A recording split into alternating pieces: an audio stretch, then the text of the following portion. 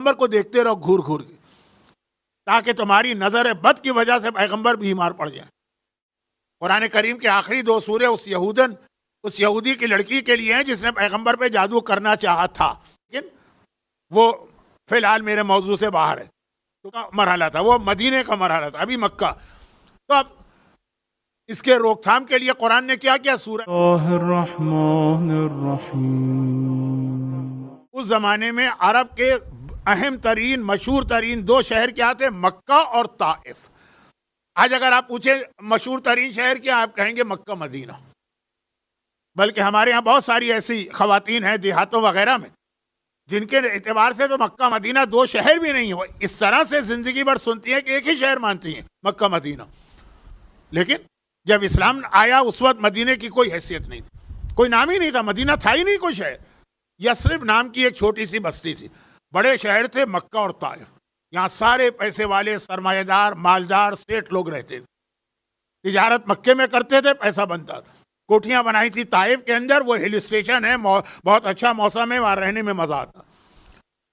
تو اب قریش کا ایک گروہ کہہ رہا کہ اگر واقعا یہ قرآن اللہ کا کلام ہے، سمجھ میں آ رہا ہے ان کی قرآن، اثر لے رہے ہیں، لیکن یہ سمجھ میں نہیں آ رہا جس پہ نازل ہو رہا، تو اللہ نے اس کا انتخاب کیوں کیا؟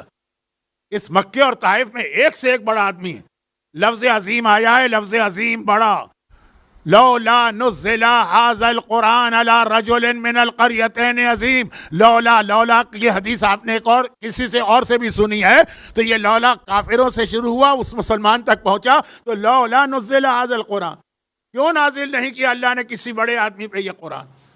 ایک سے ایک بڑا آدمی وہاں موجود ہے، ان کو چھوڑ کر ایک غریب اور یتیم کا انتخاب کیوں کیا؟ تو توہین کی نیت سے کہہ رہے۔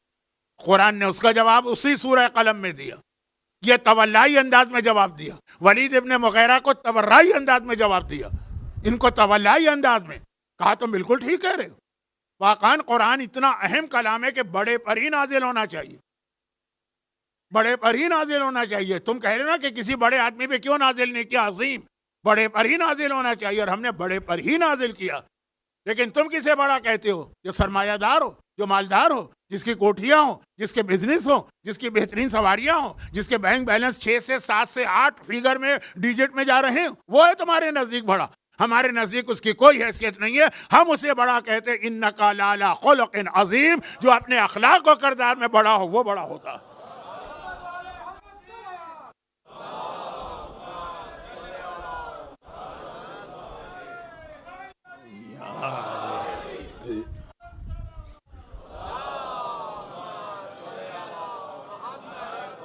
تم ڈھونڈتے پھرتے تھے نا کہ بڑے آدمی پہ نازل ہونا چاہیے قرآن، کائنات میں اس سے بڑا کوئی نہیں ہے، عظیم۔ یہ وہ عظمت رسالت میرا موضوع بھی ہے، وہی لفظ اس آیت کے اندر آیا۔ تو ایک سورہ قلم میں تبرائی انداز آیا جس نے پیغمبر پہ الزام لگایا، قرآن نے کتنی سختی سے جواب دیا، اور تولائی انداز آیا، پیغمبر کی فضیلت بتائی کہ میں بھی بڑا، سبحان ربی العظیم و بحمدہ، اور میرا حبیب بھی بڑا ہے لیکن اخلاق و کردار کا بڑا ہے۔ اور یہی توقع اور تقاضا پیغمبر ہر ماننے والے سے کر رہے ہیں کہ تمہارا اخلاق و کردار بڑا ہونا چاہیے، پیسے ہو کہ پیسے نہ ہو، دولت ہو کہ دولت نہ ہو، اچھا عہدہ ہو کہ نہ ہو، یہ بڑا ہونا چاہیے۔ اور اگر پیغمبر کے خلق عظیم کو دیکھ کر تم بس اس کو ایک طرح سے سجا کے الماری پہ رکھ دو، ہاں بھائی رسول بہت بڑے، اخلاق کردار کیا کہنا، اور تم کیا ہو؟ نہیں، ہمیں کیا ہونے کی ضرورت، ہمیں کوئی ضرورت ہی نہیں کچھ ہونے کی۔ تو پیغمبر اتنے ناراض ہیں، یہ لفظ سنیے، ناراض ہیں، اتنے ناراض ہیں کہ پیغمبر کا جملہ یہ ہے۔ اب دیکھیے، پیغمبر کا انداز دیکھیے تبرائی، پیغمبر کا جملہ ہے کہ میں ایسے مسلمانوں اور مومنوں کی شکل بھی نہیں دیکھنا چاہتا۔ ایک روایت جو میں اکثر پڑھتا ہوں لیکن آج اس لیے یہ اہم بن گئی ہے کہ کل رات کے مجلس کے آخر میں جو ایک بات آئی تھی کہ قریش نے مجنون کہا، تو ایک تو اس کا کی وضاحت تھی کہ پھر قرآن نے کیا جواب دیا، اور مجنون کیوں کہا؟ تاکہ بچوں کو پیغمبر سے دور کیا جائے۔ تو پھر میں نے اس کے حوالے سے مولا کا کچھ تذکرہ کیا تھا بچوں کو۔ اب جہاں یہ بات آ گئی بچے، جو دین کے لیے بہت اہم ہے، کربلا کا میدان میں جو اکثر میں ایک روایت کا جملہ پڑھتا ہوں، ایک مقتل کی ایک ہی جملہ، جب 28 رجب کا قافلہ چل رہا تھا مدینے سے نا، اور سواریاں آ گئی تھیں، مسائب پہ ابھی نہیں آیا ہوں، جب سواریاں آ گئی تھیں تو پھر مولا نے شہزادی زینب کو پیغام دیا، وہ شریکت الحسین، زینب اب خواتین سے کہو، بیویوں سے کہو کہ وہ آ جائیں، سواریاں آ چکی ہیں، ہمیں چلنا ہے اور جلدی۔ کوئی اثر نہیں ہوا، نہیں نعوذ باللہ یہ غلط کہہ گیا، لیکن نتیجہ کوئی نہیں نکلا۔ دوبارہ فضا کو بھجوایا، بھائی جا کے میری بہن سے کہو کہ بیویوں کو لے کر آئیں، دیر ہو رہی، کوئی نتیجہ۔ جب تیسری مرتبہ کوئی نتیجہ نہ نکلا تو خود آقا حسین بیت الشرف میں گئے کہ دیکھو تو صحیح کیا وجہ ہے کہ بیویاں کیوں نہیں آ رہی۔ پوچھا بہن زینب کیا بات ہے، 3 بار پیغام آ گیا۔ زینب نے کیفیت بتائی، ہوا یہ تھا کہ جیسے ہی یہ پیغام آیا کہ چلنا، ہر بیوی تیار ہو گئی۔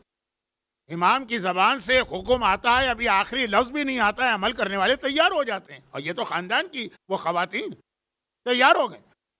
اب تیاری کیا ہو رہی، سامان وغیرہ تو وہ کنیزیں اور غلام رکھیں گے، بچوں کو سنبھال رہی۔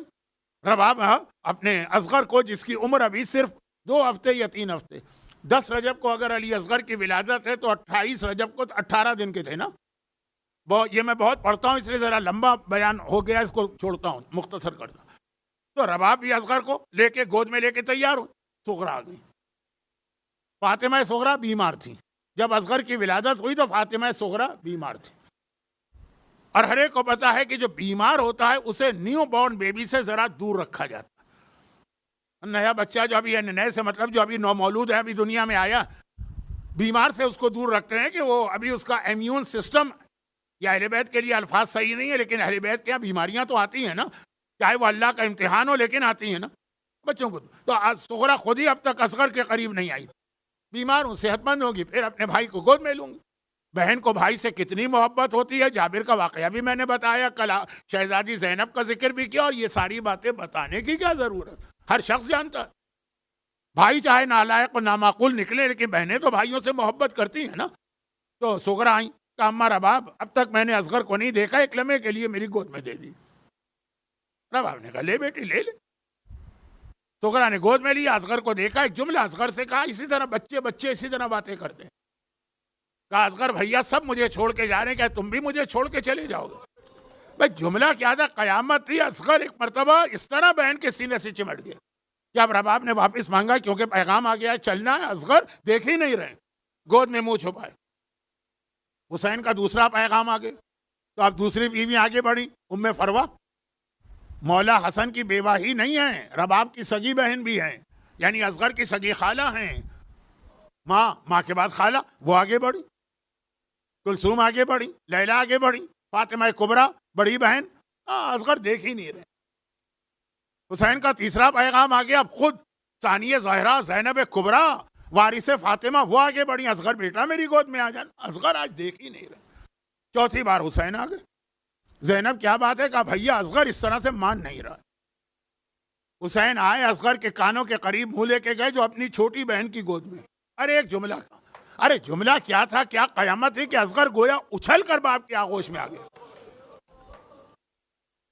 جملہ کیا تھا کہ اصغر بیٹا میں تجھے تیری بہن سے الگ نہیں کرتا، لیکن جو جہاد میں کرنے جا رہا ہوں اس میں کامیاب نہیں ہو سکتا جب تک کہ تو میرے ساتھ نہ ہو۔ بابا کو میری اتنی ضرورت ہے، یہ اصغر ہے، خاندان اہل بیت کی فرد، جو ایک دن کا بھی ہو تو ساری باتیں سمجھتا بھی ہے، عمل بھی کرتا۔ بابا کے جہاد کے لیے میرا وجود اتنا اہم ہے، ایک بار گود میں آ گیا۔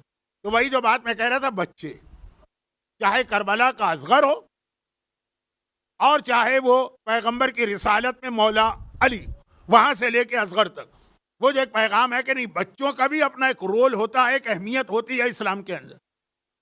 پیغمبر اسلام اسی لیے بچوں سے بہت محبت کرتے ہیں اور اپنی محبت ظاہر کرتے ہیں۔ بچوں کو بھی ذرا احساس ہو ہمیں عزت مل رہی، کائنات کا حکمران، کائنات کا سید۔ آج میں نے پیغمبر کا خطبے میں تذکرہ سید کائنات کے حوالے سے کیا، کائنات کا سردار، خالی سردار نہیں ہے، سبب تخلیق کائنات، وہ ہمیں اتنی عزت دے رہا ہے، بچے بہت خوشی محسوس کرتے ہیں۔ پیغمبر کا ایک طریقہ، تو ایک دن پیغمبر مدینے کے ایک بازار سے گزر رہے ہیں، وہاں ایک چھوٹا سا پلے گراؤنڈ تھا، کچھ بچے کھیل رہے تھے۔ پیغمبر دیکھا، خوش ہوئے، چہرے پہ مسکراہٹ آئی۔ اس کے بعد ایک جملہ کا، ویل لأولاد آخر الزمان، افسوس اس تباہی پر جو آخری زمانے کی اولاد پر آئے گی۔ اگر ہمارا زمانہ آخری زمانہ ہے اب آنے والے کل کی مجلس شب جمعہ ہے، اگر میرے پاس وقت رہا تو میں تھوڑا ذکر زمانے کے امام کا بھی کروں گا، لیکن بہرحال آج کل بہت سارے ذہنوں میں تصور ہے کہ یہی آخری زمانہ، تو یہ آخری زمانے کے بچوں کو دیکھا، یہ بیٹھے ہیں کچھ بچے، ان کو دیکھ کے پیغمبر نے کہا افسوس وہ تباہی وہ بربادی جو آخری زمانے کی اولاد پر آئی۔ اصحاب رسول تو ہمیشہ پیغمبر کے ساتھ ہیں، سنا سب نے، سب کے دماغ میں ذہنوں میں ایک ہی خیال ہے کہ یہ جو قریش مکہ تھے یا مکے کے کافر تھے نا، یہ ایسے تھے نہیں۔ جملہ ایک رہ گیا، ایک لفظ، ویل لأولاد آخر الزمان من آبائہم، افسوس اس تباہی پر جو آخری زمانے کے بچوں پر آئے گی ان کے والدین کی طرف سے۔ سب کے ذہن میں آیا کہ ہاں یہ جو بت پرست ہے نا مشرک، یہ اتنے سنگ دل ہوتے ہیں کہ اپنے ہاتھ سے بیٹیوں کو زندہ دفن کر دیتے، وہ ہوں گے کافر والدین۔ کہا امن آبائہم المشرکین، یا رسول اللہ وہ جو آخری زمانے کے بچے تباہ ہوں گے والدین کے ہاتھوں، وہ کیا مشرک ہوں گے؟ کہا نہیں، بل من آبائہم المسلمین والمومنین، یہ والدین مومن و مسلمان ہوں گے جو اپنی اولاد کو تباہ کریں گے۔ اب سب کے کان کھڑے ہوئے، ایک مومن ایک مسلمان وہ اپنی اولاد کو تباہ کرے؟ اچھا پہلے تو کچھ امکان تھا بھی نہیں، اب تو ہم خود جہاں بیٹھے ہیں وہاں امکان ہی نہیں۔ بھائی ہم نے اپنے بچپنے میں والدین سے کتنی مار کھائی ہے، ہڈیاں تک ٹوٹی، اور آپ میں سے ہر ایک جو میری ایج کا ہے یا مجھ سے ایک تھوڑا چھوٹا بھی ہے 20 سال، اب آج کل کتنے پیار سے محبت سے بچوں کو رکھا جاتا ہے، ہر ضرورت پوری کی جاتی ہے۔ ہمیں تو سوکھی روٹی ملا کرتی تھی بچپنے میں، جبکہ ماں ہم سے اتنی ہی محبت کرتی تھی جو ان بچوں کو آج برگر بنا کر اور نوڈلز بنا کر اور پیزا بنا کے دیتی۔ ہماری ماں ہماری دشمن نہیں تھی، لیکن اس زمانے میں تربیت کا یہی طریقہ تھا۔ لیکن پیغمبر نے کہا کہ یہ جو آخری زمانے کے والدین اپنی اولاد کے لیے اتنی قربانیاں دے رہے ہیں، آج جتنا والدین اپنی اولاد پہ خرچ کرتے پہلے نہیں کرتے تھے، وہ سادگی کا زمانہ تھا، وہ موضوع بدل جائے گا۔ تو یہ کیا پیغمبر نے کہہ دیا کہ والدین تباہ کریں گے؟ یا رسول اللہ یہ کون سے والدین ہوں گے؟ مومن ہوں گے تو بھئی یہ کیا کریں گے؟ کھانے کو نہیں دیں گے، گلا گھونٹ دیں گے، خالی لنگوٹی میں ان کو زندگی گزارنے کا پیغام دیں گے؟ کہا نہیں، یہ نہیں ہوگا، یہ سب تو دیں گے۔ وہ لا يعلمونہم شیئا من الفرائض، وہ انہیں دین نہیں سکھائیں گے، دنیا کی ہر چیز سکھا دیں گے، دین نہیں سکھائیں گے۔ بلکہ اذا علموہم، کچھ بچے ایسے ہوتے ہیں نا کہ والدین ان کو روکتے بھی ہیں۔ اب روکنے کے 2 طریقے ہوتے ہیں، ایک ڈائریکٹ روکتے ہیں، چھوڑو یہ فضول باتیں، کس مولوی کے چکر میں پھنس گئے، اور کبھی انڈائریکٹ ہوتا، نہیں بہت اچھی بات ہے لیکن بیٹا ابھی تمہارا کیریئر بن رہا ہے، اسکول کی تعلیم کالج کی تعلیم اہم ہے، وہ ابھی سیکھنا، دین تو کبھی بھی سیکھ لو گے۔ اب یہاں ڈائریکٹ اس نے منع نہیں کیا، اہمیت مانی، نہیں بہت اہم ہے، دین کی تعلیم بھی ہے، دین بھی، لیکن اس کا وقت ہے، اس کا وقت نہیں۔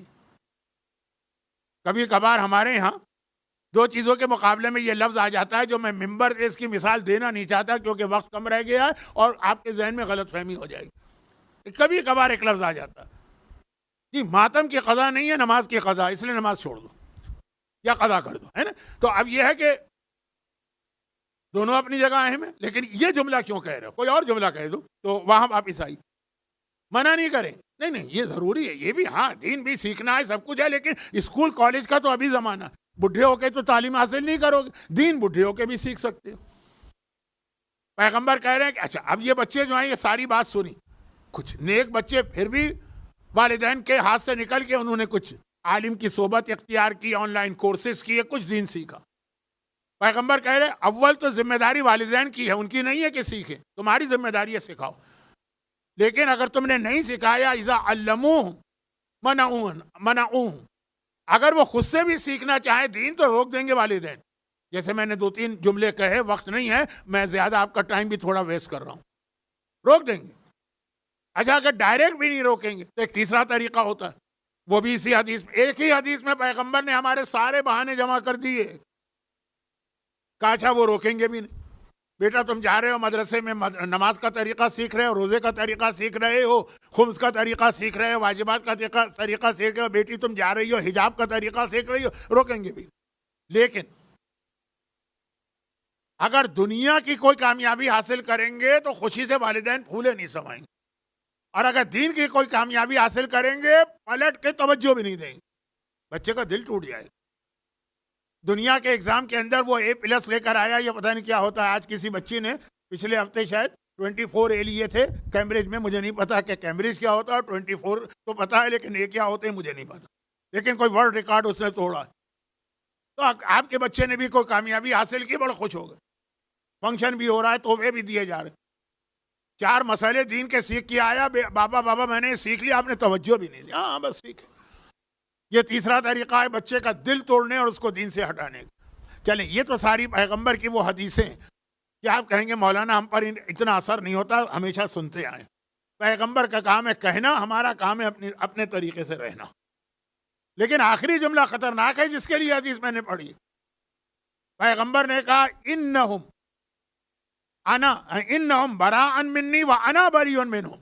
جو ایسے والدین ہیں، بری کا مطلب ہے تبرہ، بیزاری، دوری. جو دشمن اہل بیت کو دیکھ کر آپ کے چہرے پہ تاثر آئیں گے، وہ ہے بری. میں ان سے بیزار ہوں اور یہ مجھ سے بیزار. ان کا طریقہ بتا رہا ہے، دین میں لے کر آیا، اسلام میں لے کے آیا.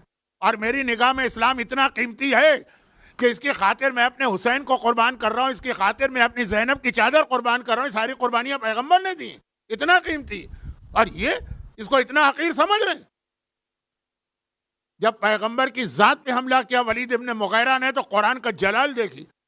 اور جب پیغمبر کے مقصد اور مشن پہ حملہ کر رہا، پیغمبر کہہ رہے کہ ان سے میرا کوئی تعلق.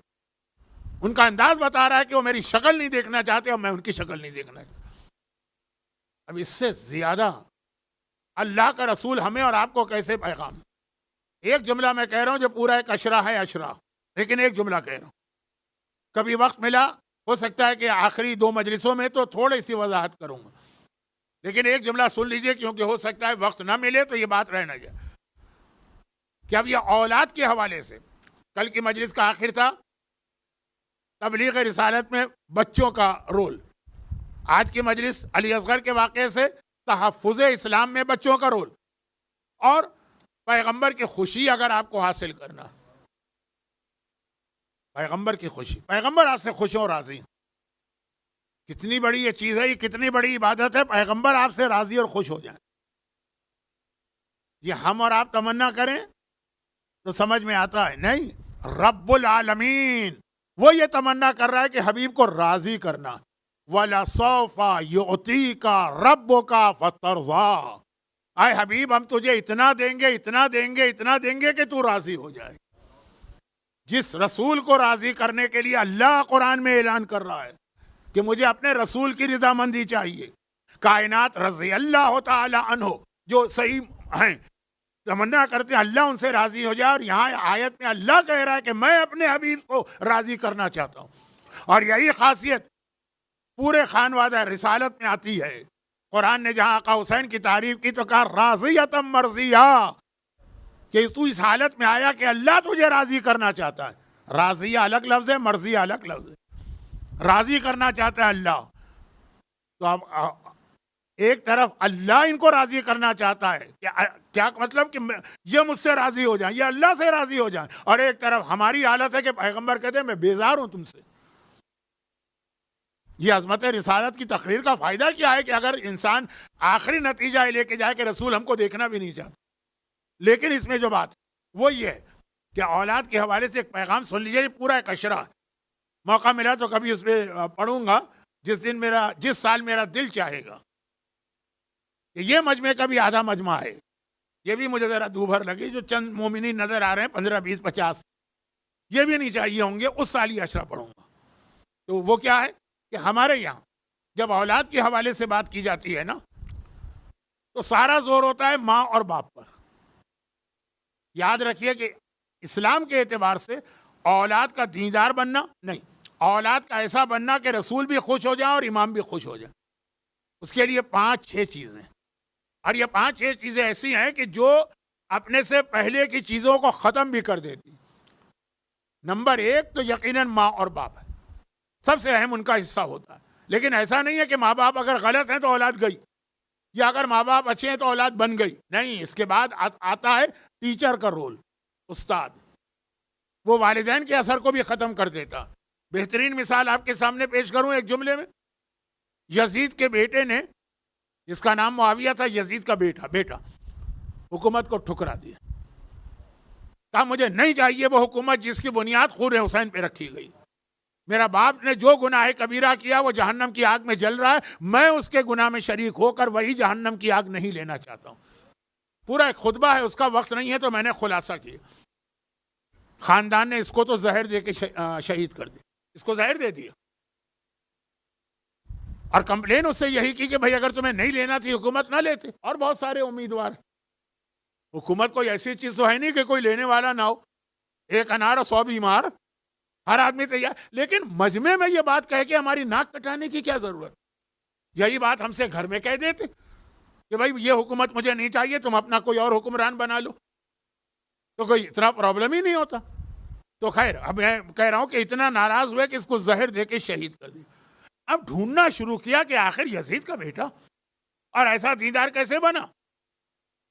نتیجے پہ پہنچ گئے, کہا کہ یزید تو لگا تھا اپنی عیش و آرام میں, اس کو کیا پرواہ میرا بیٹا کہاں ہے. جو اس کا ٹیچر اتفاقاً مقرر کیا گیا تھا وہ پکا محب اہل بیت اور امامت کا قائل تھا. اس نے موقع سے فائدہ اٹھا کے اس کو ایسا ٹرین کیا کہ یزید کا بیٹا, جو میں نے ایک جملہ ابھی کہا نا کہ ماں باپ کا اثر بھی ختم ہو جاتا, یزید کا اثر ختم کر کے رکھ دیا استاد نے. تو یہ ٹیچر یا استاد کی اپنی اہمیت اتنی. میرے جملے کی ترتیب رکھیے گا ذہن میں, ہر آنے والی چیز پیچھے والی چیز کو ختم کر سکتی ہے. اچھا, ٹیچر کے بعد اہم چیز ہوتی ہے اس کے دوست اور ماحول. یہ ایسے ہیں کہ ماں باپ کا اثر بھی ختم کر دیتے ہیں اور پھر ٹیچر کا بھی. اب یہ ہر ایک پر میری الگ الگ مجلس بھی ہے تو ایک اشرا بن جاتا ہے. اور اس کی جو مثال ہے میں بہت ڈرتے ڈرتے دے رہا ہوں کہ توہین اہل بیت میں نہ آ جائے. ہمارے یہاں اکثر جب یہ بات ہوتی ہے کہ دیکھیں والدین تو اتنے نیک تھے, پتہ نہیں بیٹا کیسے خراب ہو گئے, تسلی دینے کے لیے کیا لوگ کہتے ہیں کوئی بات نہیں ہے, نوح کا بیٹا بھی تو بگڑ گیا. یہی جملہ کہا جاتا ہے نا کہ نوح کا بیٹا بھی تو بگڑ گیا. وہ ذرا سا ہم احترام باقی رکھنا چاہتے ہیں اس لیے جملہ کہتے ہیں, ورنہ اصلاً تو ہمارے لیے اس سے بڑی مثال ہے. کیونکہ حضرت نوح انبیاء میں ایک ہے, ہم ان کا احترام کرتے ہیں, ان کی شریعت کا ہم سے کوئی تعلق نہیں, ختم ہو گئی ان کی شریعت. اگر آپ کو کسی کتاب میں کسی حدیث میں مل جائے کہ نوح کے زمانے میں فلاں طریقے سے نماز پڑھی جاتی تھی, آپ نہیں پڑھ سکتے. وہ بھی تو نبی تھے نا, وہ غلط نماز تو نہیں پڑھتے ہوں گے, لیکن آپ نہیں پڑھ سکتے. میں بطور مثال کہہ رہا ہوں, نبی ہیں, ان پر ایمان لانا واجب ہے, ان سے محبت کرنا واجب ہے, ان کا احترام واجب ہے, ان کی شریعت پہ عمل نہیں ہوگا. شریعت پہ عمل کس کی ہوگا؟ رسول اور آل رسول. اب مثال سنی. میں نے کہا نا کہ چونکہ وقت بھی کم ہے اور اگر وقت زیادہ بھی ہوتا تو میں تفصیل میں نہیں جاتا, تو ڈرتے ڈرتے کہہ رہا ہوں. لیکن کس بات کا ڈر؟ زیادہ سے زیادہ لوگ 2-4 الزامات لگائیں گے تو میں تو 50 سال سے تہمتیں برداشت کر رہا ہوں. چھٹے امام کا سگا بیٹا عبداللہ افتح, امام کا بیٹا, امام کی 2 شادیاں, چھٹے. یہ جملہ بھی کہنا ضروری. بہت سارے لوگ جو ہے نا بڑے فخر سے کہتے ہیں, فخر کرنا بھی چاہیے, لیکن بس فخر تک رہے, اس سے نتیجہ نہ نکالے کہ اب ہم جیسا بھی زندگی گزارے. کیا کہتے ہیں ہم؟ نجیب الطرفین سید. یقیناً سادات کا ایک احترام ہے نجیب الطرف.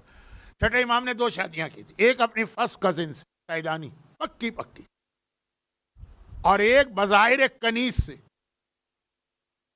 یعنی اب کنیز نہ سمجھیے, یہ خواتین کنیز بنا کے لائی جاتی تھی تاکہ یہ حفاظت سے امام تک آ جائیں.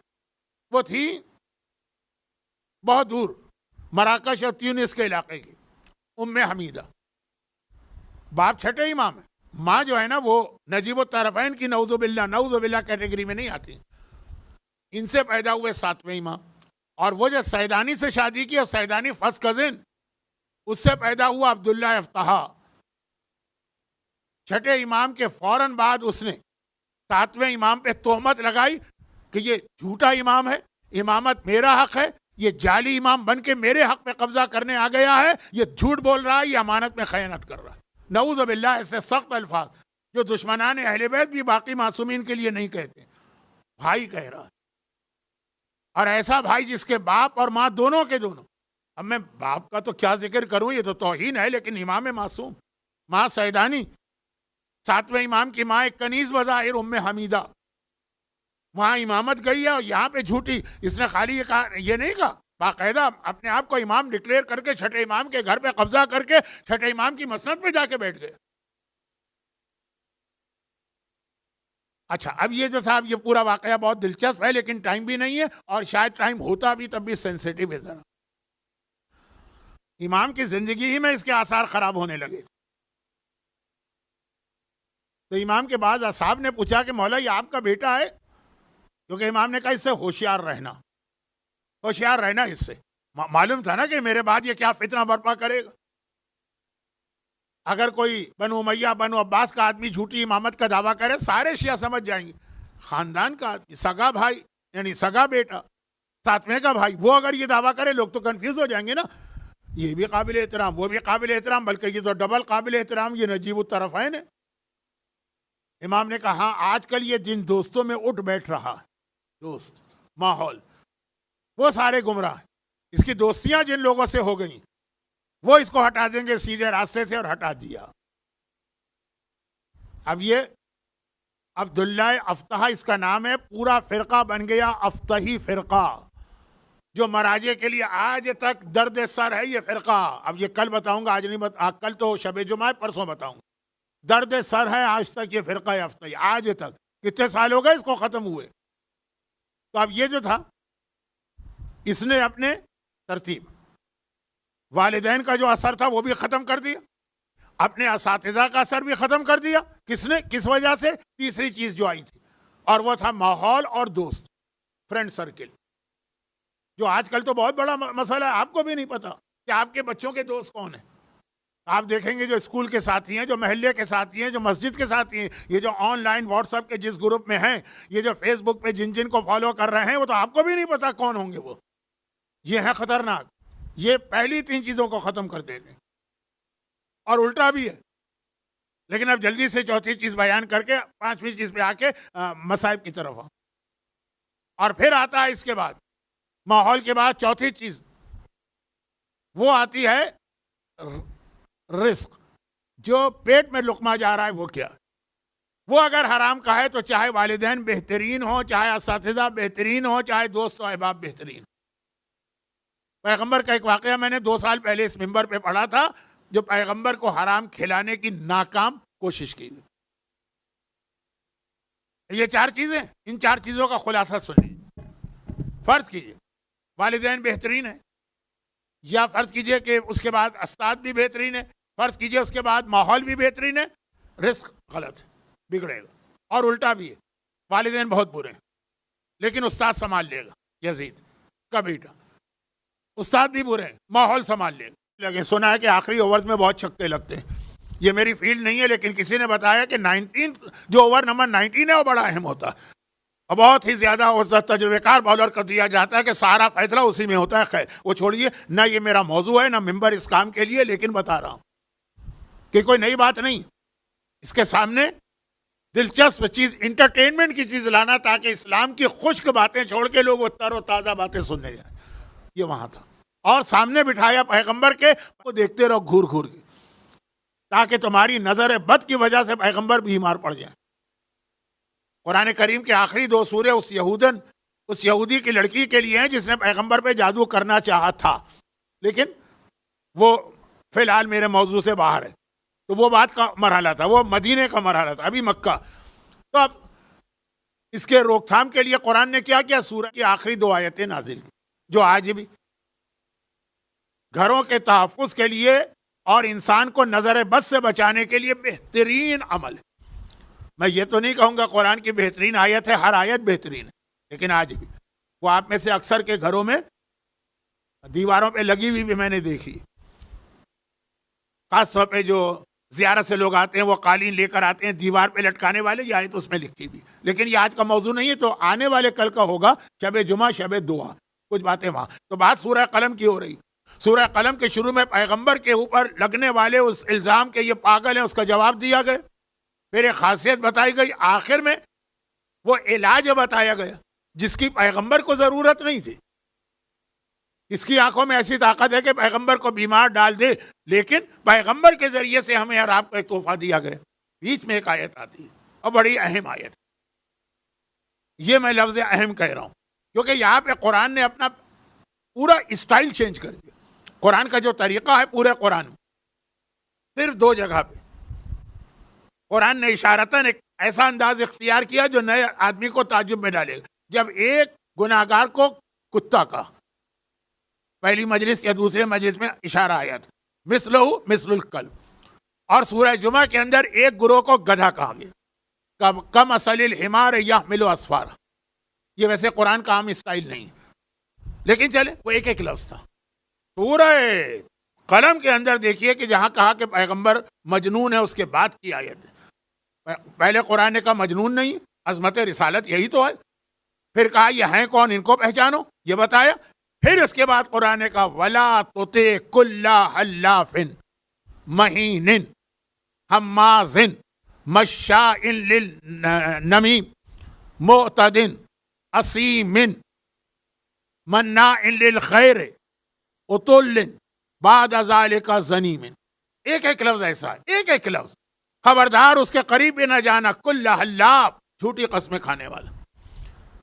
مہین, احانت سے نکلا, انتہائی پست اور ذلیل ہے وہ انسان, یہ قرآن کہہ رہا. حماز, ویل لکل ہمزۃ لمزہ, جو ہمزہ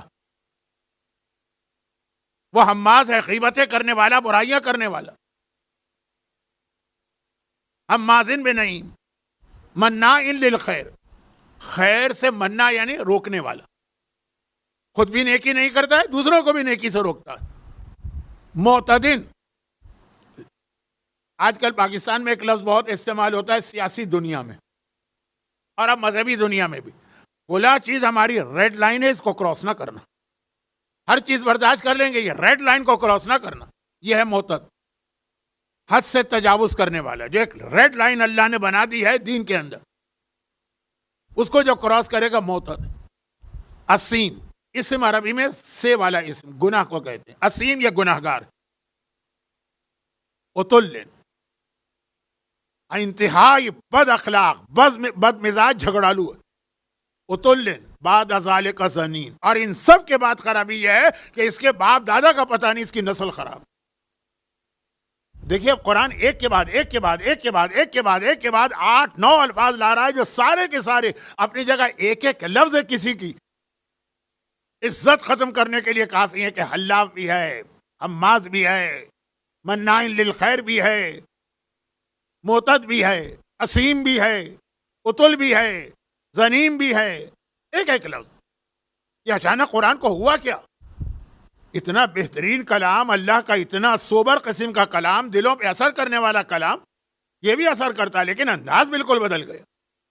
نعوذ باللہ من ذالک. میں توہین والی مثال نہیں دے رہا ہوں کہ کبھی ایسا لگتا ہے کہ جب دو آدمی ایک دوسرے سے لڑتے ہیں, خصوصاً دو عورتیں, تو ایک دوسرے کو جس طرح باتیں سنانا شروع کرتی ہیں, ایسا لگتا ہے ایک دم قرآن کا یہ انداز ہو گیا. کہا یہ ساری باتیں قرآن نے ایک آدمی کے لیے کہی ہیں, صرف ایک کے لیے.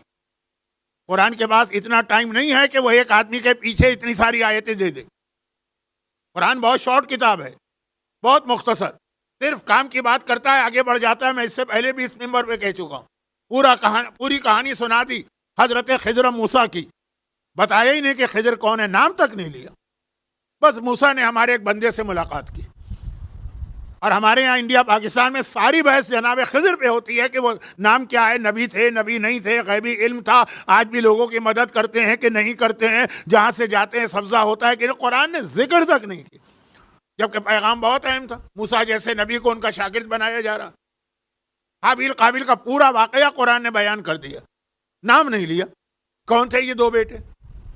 ابن آدم, آدم کے دو بیٹوں کی کہانی سنو, خدا بندہ دونوں کے نام ہی رکھ دیتا. نہیں, یہ نام ہمارا موضوع نہیں, ہمارا موضوع ہے اصل پیغام. یہاں دیکھیں اتنا مختصر کلام کرنے والا قرآن, پتہ نہیں آج قرآن کو کیا ہو گئے. ایک کے بعد ایک, ایک کے بعد حلاف بھی کہا, مہین بھی کہا, حماز بھی کہا, مشائن بنمیم بھی کہا, معتد بھی کہا, اسیم بھی کہا, منائن للخیر بھی کہا, عتل بھی کہا, زنیم. زنیم تو خیر سمجھیے کہ ایک طرح سے لمٹ, بس اس کے بعد اب کچھ کہنے کی گنجائش ہی نہیں. جو قرآن ڈائریکٹ کسی کے نسب پر اعتراض کر رہا, اعتراض نہیں کر رہا, حقیقت بتا رہا. کون تھا بھیا آدمی؟ کیا یہ ابو جہل تھا؟ جی نہیں, ابو جہل نہیں تھا. ابو جہل کے لیے آیت آئی, ارایت الذی یکذب بالدین فذلک الذی یدعو الیتیم, لیکن اتنی سخت آیت نہیں. کیا یہ ابو لہب تھا؟ نہیں، ابو لہب کے لیے آیت آئی تبت یدا ابی لہب، اتنی سخت آیت نہیں. یہ کون ہے کہ جس کے لیے قرآن تو ایسا لگ رہا ہے ایک دفعہ اسٹارٹ ہوا تو ہوتا ہی چلا گیا، اس طرح آگے بڑھتا چلا گیا. یہ ہے ولید ابن مغیرہ، جس کا نام بھی اکثر لوگوں نے نہیں سنا ہوتا، لیکن قرآن کی نگاہ میں وہ اتنا بدترین انسان ہے کہ قرآن نے 4 آیتیں اور 9 اس کی خرابیاں قیامت تک رہنے والے کلام میں رکھ دی. ایک اصول بتا رہا ہے قرآن. بھائی ولید ابن مغیرہ کا کیا جرم تھا؟ کیا پیغمبر پہ تلوار اٹھائی؟ کبھی تلوار نہیں اٹھائی.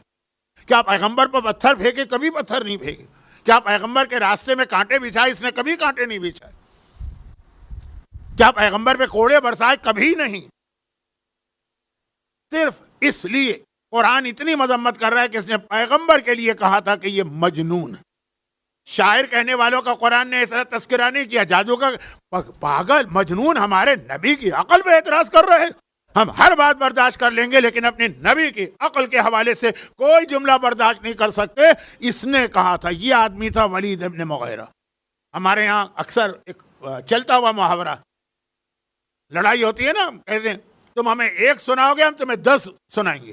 یہ قرآن نے کیا. اس نے 1 جملہ کہا، قرآن نے 10 خرابیاں اس کے نکال کے رکھ دی. جہاں ہمارے حبیب کی بات آ جاتی ہے، نو کمپرومائز، کوئی مصالحت نہیں. تم نے 1 بات کہی، ہم تمہیں 10 جواب دیں گے اس کے. تو اب یہ اصول بنا. قرآن کا جھگڑا، اللہ کا جھگڑا. اب یہ لفظ اچھا تو نہیں اللہ کے لیے. ولید ابن مغیرہ سے نہیں، جھگڑا ایک اصول کا کہ جو پیغمبر کی عقل پہ اعتراض کرے، چاہے کبھی کرے، کسی زمانے میں کرے، اللہ کی نگاہ میں وہ اتنا قابل مذمت ہے.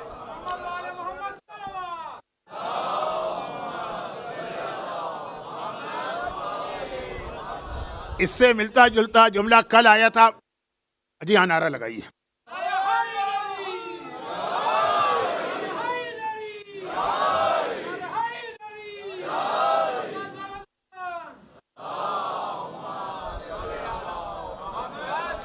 اس سے ملتا جلتا جملہ کل آیا تھا تو کل آپ بہت دیر میں سمجھے تھے.